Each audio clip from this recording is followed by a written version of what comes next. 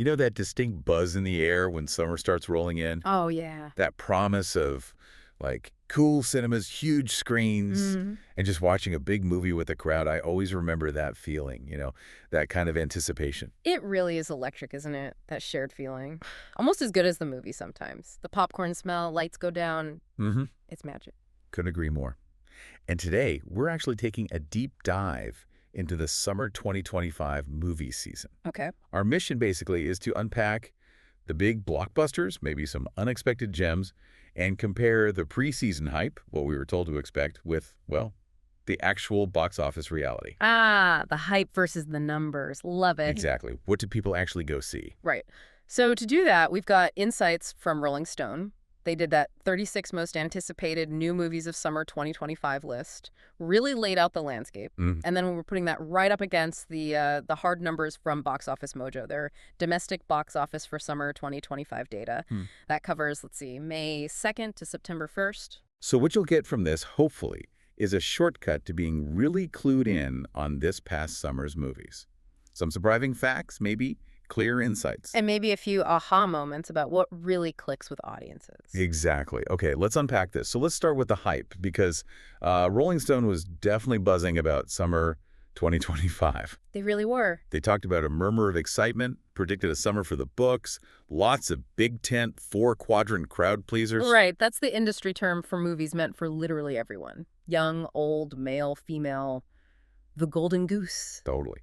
They even mentioned Ryan Coogler's Sinners, which came out a bit before summer, as a reminder of why going to the theater can be, quote, a life-changing activity. High praise. The picture they painted was just huge variety, wasn't it? Oh, yeah. The article like Pedro Pascal in an MCU movie and in political satire, Tom Cruise doing crazy stunts, Brad Pitt in F1 cars. Scarlett Johansson fighting dinosaurs, Adam Sandler back as Happy Gilmore. And the new Superman making his debut. It was stacked. The list just kept going. Remakes, reboots, rom-coms, horror, sequels, prequels, and the stars. Wow. Yeah, beyond the ones we just mentioned, you had Denzel Washington, Sydney Sweeney, The Weeknd, Jenna Ortega, Keanu Reeves. Julianne Moore, Tom Hiddleston, Jamie Lee Curtis, Lindsay Lohan, Bob Odenkirk. I mean, so many big names. It really felt like a massive cinematic feast was lined up. So given all that hype, all that variety and star power Rolling Stone was talking about. The big question is, does that automatically mean box office gold? Exactly. Studios bank on that, right? Okay. Broad appeal, big stars. Capture everyone. But now, let's see where the rubber met the road. Looking at those Box Office Mojo domestic numbers, this is where we see what really pulled people in. Okay, so let's get into it. The actual results. The Box Office Titans films crossing $200 million domestic. This is pretty revealing, number one. By a long shot, actually. $421.6 million. Lilo and Stitch. Wow. The live-action remake. Yeah. Rolling Stone had kind of joked you'd either be dancing the happiest of jigs or rolling your eyes about it. Looks like audiences were dancing. They absolutely were. That just shows the power of that familiar Disney IP, doesn't it? Especially for families. It's not just nostalgia. It's finding that sweet spot for new audiences, too. Totally. Okay, number two, Superman. James Gunn kicking off the new DC universe. David Corenswet, Rachel Brosnahan. How'd that do? Flew pretty high, $334.7 million. Rolling Stone hyped the deep-cut DC characters. Crypto the dog. Seems like that buzz definitely paid off. Good start for the new DC era, though. Seems like it. Then, right behind it, number three, Jurassic World Rebirth. Scarlett Johansson leading the dino tracking team. Let me guess. Things run amok. As Rolling Stone noted, unsurprisingly, yes. Pulled in $328.7 million. Yeah. It's amazing how dinosaurs running wild just always works. It really does. Okay, number four. DreamWorks live action How to Train Your Dragon. Another remake. Yep. Secured $261.8 million. Seems people were definitely curious to see Hiccup and Toothless, detuned. Interesting. And number five. Rounding out the top five, Fantastic Four. First Steps. The MCU finally bringing Marvel's first family in, set in the 60s. Highly anticipated given the previous attempts. Right. It landed at $236.7 million. So that top five really hammers home the franchise power, doesn't it? Remakes, superheroes, dinosaurs. Absolutely. But the summer wasn't just those five behemoths. Let's talk about the strong contenders. Films that still made a big splash, over $100 million domestic. Okay. Mission Impossible.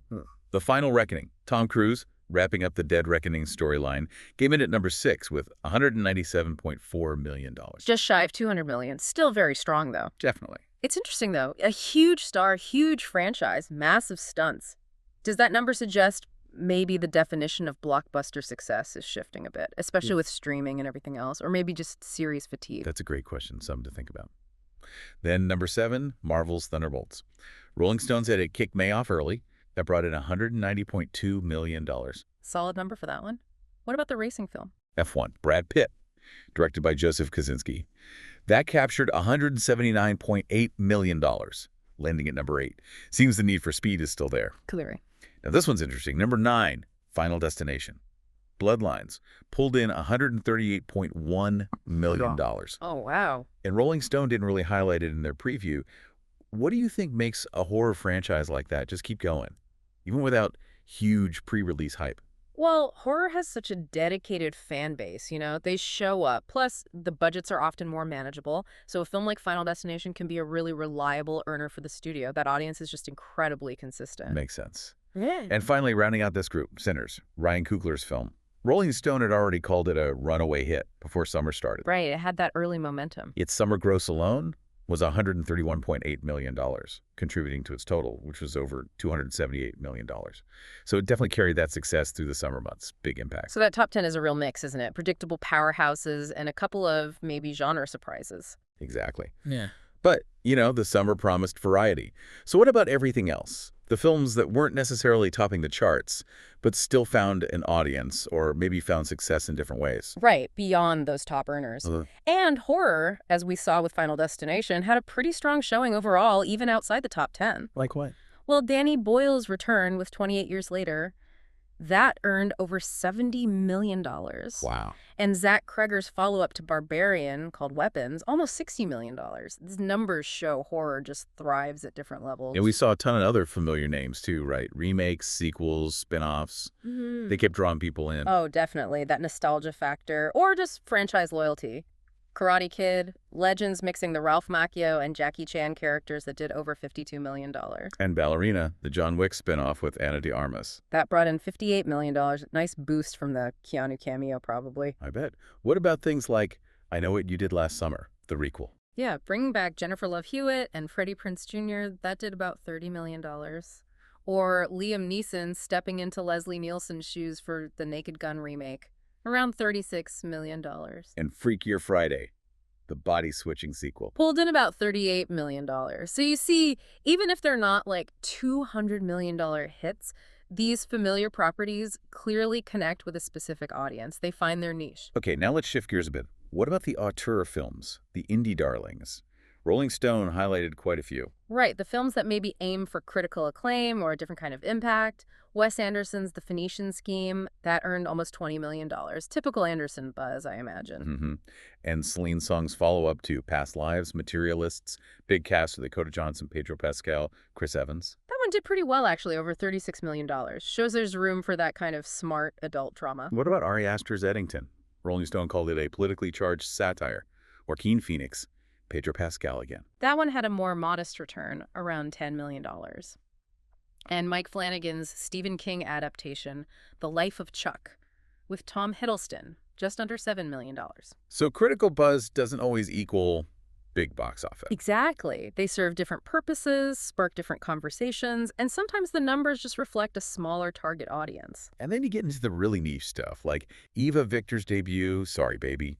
Rolling Stone said it had heavy Fleabag vibes. Yeah, that brought in about $2.2 million. And way down the list, Alex Ross Perry's Pavement's rockumentary, like part doc, part biopic, part musical. Super specific. Made just under $350K. Definitely for the hardcore fans. There were also a couple of smaller, buzzy titles, right? Like, oh, hi, the rom-com from Sundance. Yeah, that managed $2 million. And the post-apocalyptic film 40 Acres with Danielle Deadwyler, around $768K. Okay, so this is where it gets really interesting, I think. There were several films Rolling Stone was super hyped about that just aren't on this Box Office Mojo summer gross list at all, like Adam Sandler's Happy Gilmore 2. Wasn't on the list. Nope. Or Spike Lee's Highest 2, Lois with Denzel, Nobody 2 with Bob Odenkirk, The Old Guard 2, Honey Don't, The Roses, Lurker. None of them show up in this particular data set. Okay, so what does that tell us? Well, that's the key point, isn't it? Yeah. Their absence doesn't automatically mean they flopped, right? Exactly. It probably points to the huge shift in distribution. Maybe they went straight to streaming. Or had very limited theatrical runs that Box Office Mojo didn't track in this summer period data. Or maybe the numbers just weren't compiled yet. Right. It highlights how fragmented everything's become.